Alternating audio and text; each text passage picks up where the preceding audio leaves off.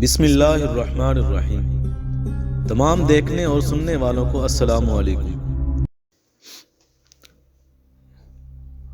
دو خراسانی فقیر ایک دوسرے کے ساتھ سفر کر رہے تھے۔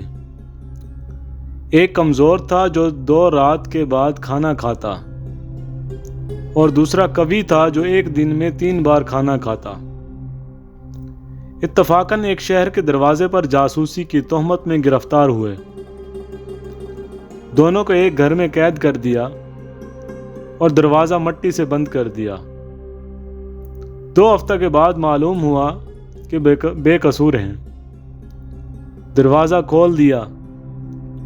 لوگوں نے قوی کو دیکھا، مردہ تھا اور ضعیف زندہ سلامت تھا۔ لوگ اس سے تعجب میں رہ گئے۔ ایک حکیم نے کہا کہ اس کے خلاف ہوتا تو تعجب تھا، کیونکہ یہ زیادہ کھانے والا تھا۔